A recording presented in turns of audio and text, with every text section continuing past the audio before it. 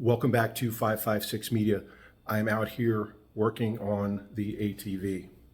And the whole point of working on the ATV now is I have one 12-volt outlet up front and two USB outlets up front. They're both fused. I also have an SAE style connection up front to allow me to trickle charge or just charge the battery. So what I'm going to do is I'm going to add two more 12-volt outlets to the rear bed of the ATV.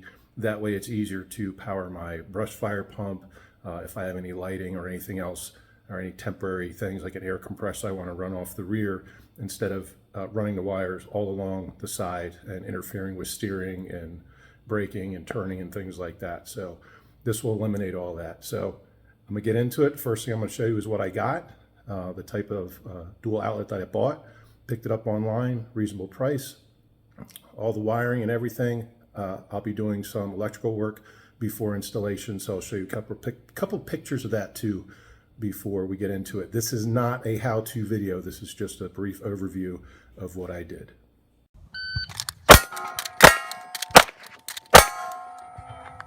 Unreal.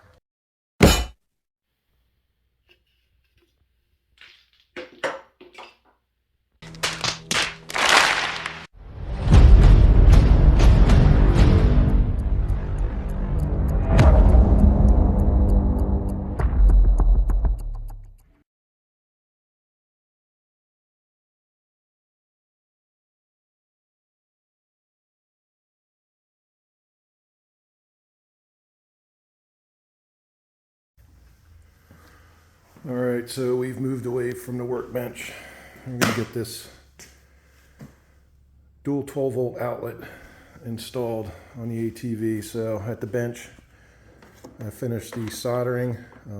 I added the wire loom to it with access to the 15 amp fuse right here.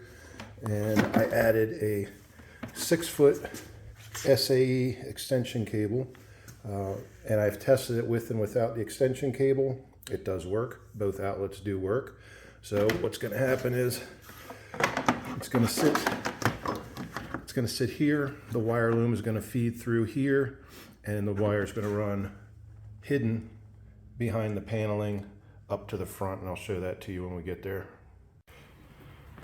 All right, got the seat off. Go around the other side here. My trusty tool.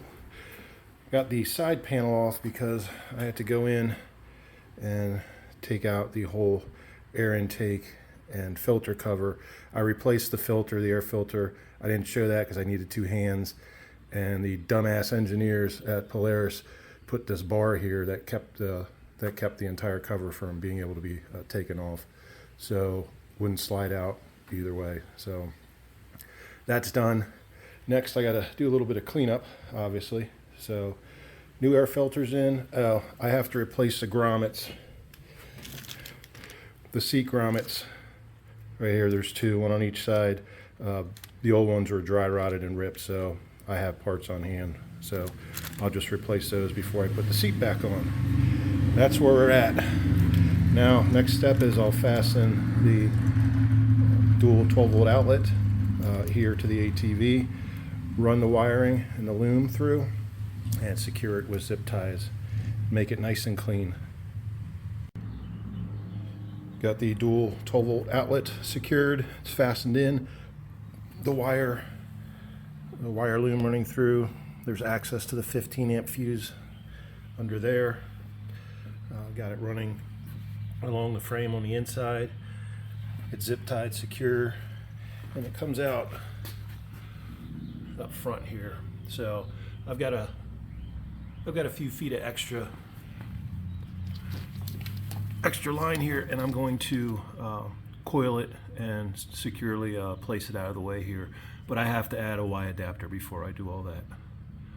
To give you a better idea what's going on the front end, right here is the main SAE line coming off of the terminals, the front fuse block and power terminals. It comes into this Y right here.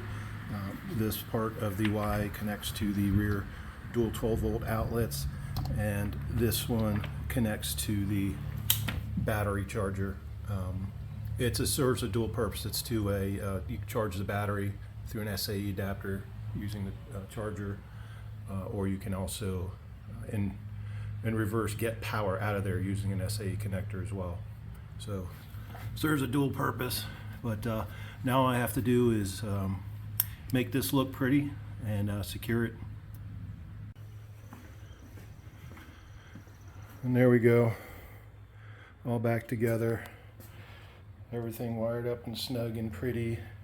Hidden wires,